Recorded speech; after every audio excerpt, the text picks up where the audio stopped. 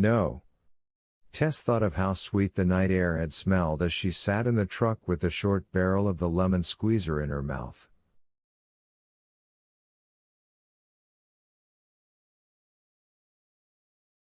No, I'm good. Then it's time for you to leave. I'll sit here a little longer. Tess started to get off the bench, then sat down again. There's something I need to know. You're making yourself an accessory after the fact. Why would you do that for a woman you don't even know? A woman you only met once? Would you believe because my gran loves your books and would be very disappointed if you went to jail for a triple murder?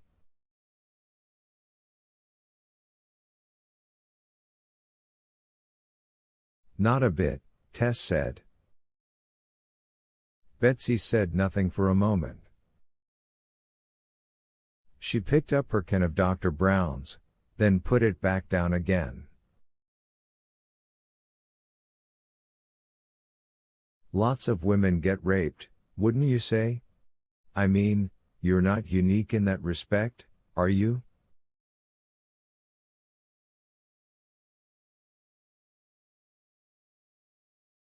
No, Tess knew she was not unique in that respect, but knowing it did not make the pain and shame any less.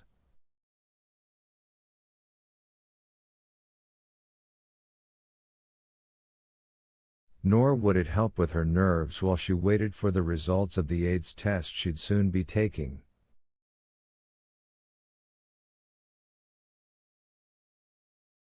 Betsy smiled. There was nothing pleasant about it. Or pretty. Women all over the world are being raped as we speak. Girls, too. Some who undoubtedly have favorite stuffed toys. Some are killed, and some survive. Of the survivors, how many do you think report what happened to them? Tess shook her head.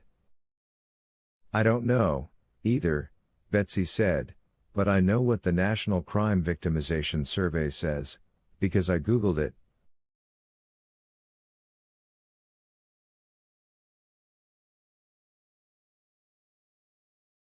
"60% of rapes go unreported, according to them.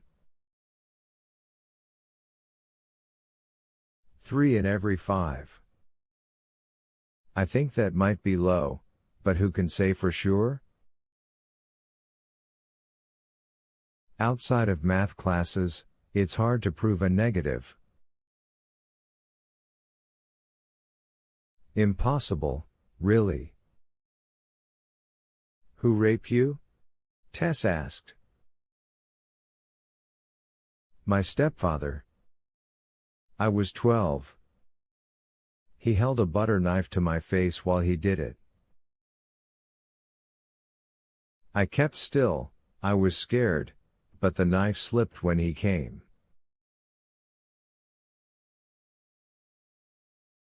Probably not on purpose, but who can say? Betsy pulled down the lower lid of her left eye with her left hand. The right she cupped beneath it, and the glass eye rolled neatly into that palm.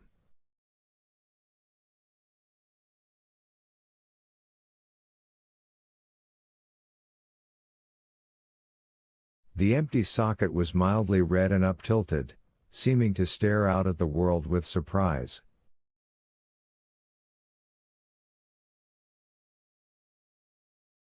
The pain was. Well, there's no way to describe pain like that, not really.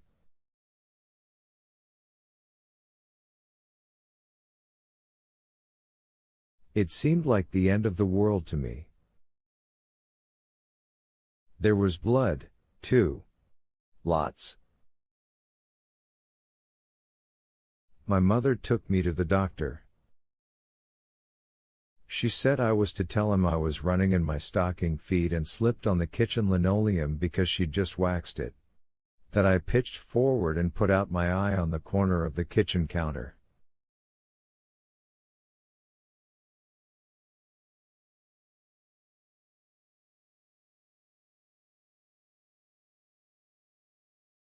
She said the doctor would want to speak to me alone, and she was depending on me. I know he did a terrible thing to you, she said, but if people find out, they'll blame me.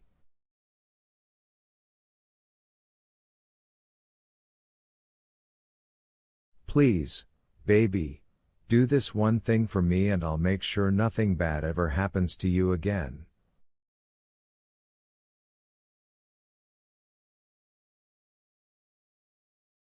So that's what I did. And did it happen again? 3 or 4 more times.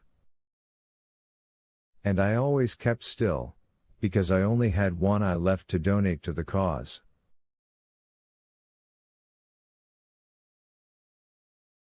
Listen, are we done here or not? Tess moved to embrace her, but Betsy cringed back, like a vampire who sees a crucifix, Tess thought.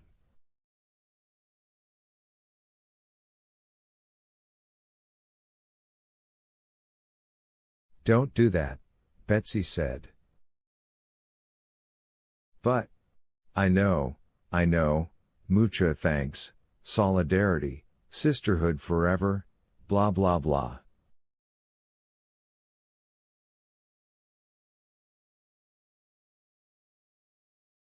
I don't like to be hugged, that's all. Are we done here, or not? We're done. Then go.